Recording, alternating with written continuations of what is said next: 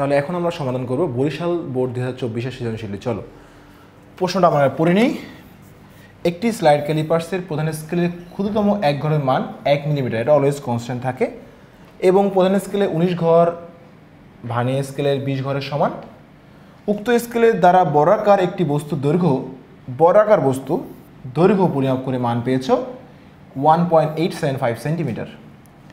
So মূল স্কেলের part দেওয়া আছে 18 মিলিমিটার, মনে রাখবা সেন্টিমিটার, এটা কিন্তু মিলিমিটার, এগুলোকে একই ধারায় নিয়ে আসতে হবে, নাহলে অঙ্ক ভুল হবে। ত্রুটি 5% বলে দিছে। প্রথম কোশ্চেন বলেছে স্ক্রুগজের পিচ কাকে বলে। এখন পিচ কাকে বলে এটা আমরা আগের কোশ্চেনগুলোতে দেখেছি যে স্ক্রুগজ যখন ঘুরানো হয়, ভার্নিয়ার মূল স্কেলটা থাকে মেইন মাঝখানে, বৃত্তাকার স্কেলটা থাকে গোল ওর উপরে, যতটুকু ঘুরাবা অতটুকু আগাবে। তাহলে সম্পূর্ণ একবার ঘোরালে, একটা বৃত্তাকার স্কেল সম্পূর্ণ একবার ঘোরালে যতটুকু এগোবে বা স্মরণ ঘটবে এটাকে বলা হচ্ছে pitch. S equals to UT plus half UT square সমীকরণটি যথার্থ যাচাই কর। এটা আসলে ভুল আছে কি মিথ্যা বলছে, এটা কীভাবে আমরা বের করে বলো দেখি, মাত্রা নির্ণয়ের মাধ্যমে। এখানে ওই যে আমরা ডান পক্ষ বাম পক্ষ ম্যাথগুলো করেছি, মিলে গেলেই সত্য, না হলেই মিথ্যা, জিনিসটা সেম, কিন্তু এখানে একটু ইউনিক নিয়মে হবে। এখানে প্রত্যেকটা আলাদা আলাদা পদ হবে, এটা প্রথম পদ, এটা সেকেন্ড পদ, এটা হচ্ছে থার্ড পদ। তিনটা পদ যদি সমান হয় তাহলেই সমীকরণটি সত্য। তো চলো আমরা একে তিনটা পদই বের করে ফেলি। প্রথম পদ এস, এসের মাত্রা কি বলতো এল। দ্বিতীয় পদ ইউটি, ইউ মানে আদি বেগ, বেগের মাত্রা কি এলটি ইনভার্স 1, আর টি মানে হচ্ছে টি, মাত্রা হচ্ছে টি, তাহলে টি কাটা, তাহলে থাকলে হচ্ছে কি বলতো এল। তৃতীয় পদ হাফ এটি স্কোয়ার, সংখ্যার কোনো মাত্রা হয় না, তাহলে ত্বরণের মাত্রা কি এলটি ইনভার্স 2 ইন্টু সময় মাত্রা হচ্ছে টি স্কোয়ার, এই টি স্কোয়ার আছে, স্কোয়ার কাটা ভাগ হয়েছে, এটা গুণ হয়ে আছে, তাহলে হচ্ছে এল। তাহলে প্রথম পদ, দ্বিতীয় পদ, তৃতীয় পদ, তিনটা পদের মাত্রা কি বলতো সেম, তাহলে এটা সমীকরণটি যথার্থ আমরা বলতে পারি।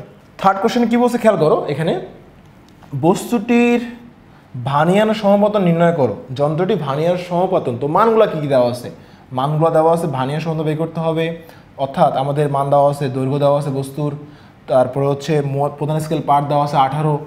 সো আমাদের ভার্নিয়ার স্কেলের ভাগ দেওয়া আছে, তাহলে আমরা ভার্নিয়ার সমাপতন বের করবো। চলো তাহলে L equals to M plus V into VC. So we need vernier সমাপতন V, L minus M by হচ্ছে ভিসি। সো দৈর্ঘ্য ছিল কত, চলো দেখি আমরা। দৈর্ঘ্য ছিল হচ্ছে 1.875, তাহলে 1.875 সেন্টিমিটার মাইনাস এম হচ্ছে কি মূল স্কেল পার্ট 18 মিলিমিটার, ওটা কিন্তু সেন্টিমিটার ছিল, তাহলে 1.8 সেন্টিমিটার হবে, মিটার নিয়ে আসতে হবে 1.8 ডিভাইড বাই ভিসি মান জানি না, চলো বের করে নেব। VC equals to S by N, S ছিল 1 মিলিমিটার আর ভাগ সংখ্যা ছিল ভার্নিয়ারে 20, তাহলে 0.05 মিলিমিটার, বাট এই অঙ্কটা সেন্টিমিটার আছে, এটা আমাদের সেন্টিমিটার নিয়ে আসতে হবে 0.005 সেমি, দ্যাট মিনস 0.005, অ্যান্ড বিয়োগ করে দাও 1.875 মাইনাস 1.8 ভাগ হচ্ছে 0.005, তাহলে 15, দ্যাট মিনস আনসার হচ্ছে 15। এই হচ্ছে আমাদের ভার্নিয়ার সমাপতন।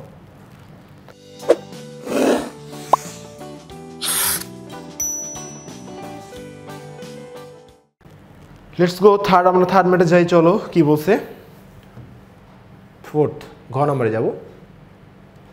বর্গাকার বস্তুটির ক্ষেত্রফল নির্ণয়। বর্গাকার বস্তুটির ক্ষেত্রফল নির্ণয়ে কত শতাংশ ত্রুটি হতে পারে।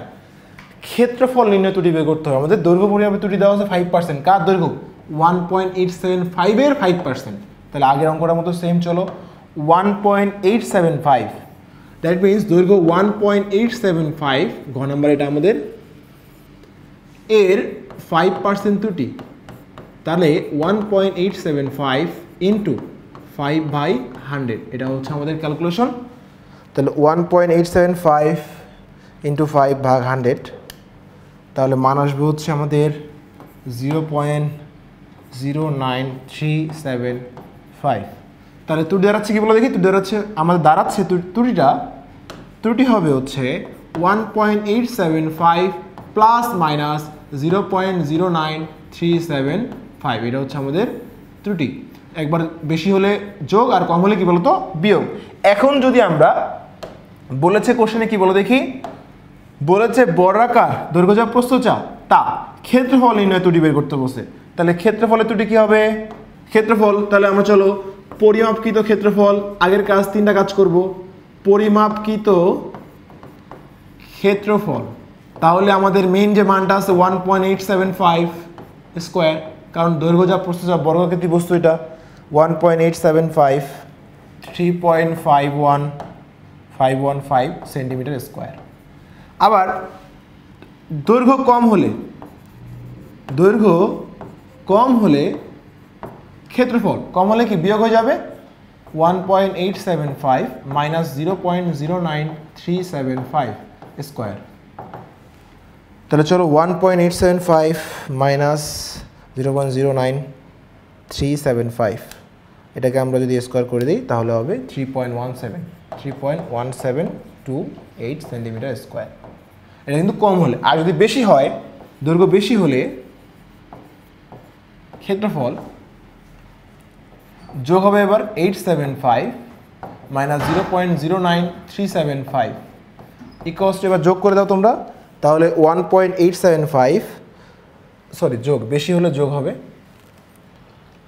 0.09375, অ্যান্সার সঙ্গে বড় করে দাও 3.8759 সেন্টিমিটার স্কোয়ার।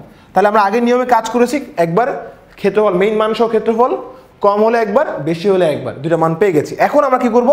এখন আমরা করব হচ্ছে যে চূড়ান্ত ত্রুটি বের করতে হবে আমাদের, কারণ সূত্রের মধ্যে চূড়ান্ত ত্রুটি আছে। তাহলে চূড়ান্ত ত্রুটি হচ্ছে কি, বড় মানটা থেকে ছোট মানটা বিয়োগ। চূড়ান্ত ত্রুটি ইজ ইকুয়ালস টু, এই যে মেইন মানটা আছে, মেইন মান থেকে বড় মানটা বিয়োগ। তাহলে বড়টা আগে লিখতে হবে, এই যে মডুলাস ইউজ করে করতে পারো, 3.8759 মাইনাস 3.515 সেন্টিমিটার স্কোয়ার। তাহলে আমরা বিয়োগ করে দিই, মাইনাস 3.515 মান আসবে হচ্ছে 0.360 সেন্টিমিটার স্কোয়ার। এখন আমার সূত্র কি জানি বলো তো? আপেক্ষিক ত্রুটি বা শতাংশ ত্রুটি হচ্ছে একই জিনিস, কিন্তু পার্সেন্ট দিলেই হয়ে যায়।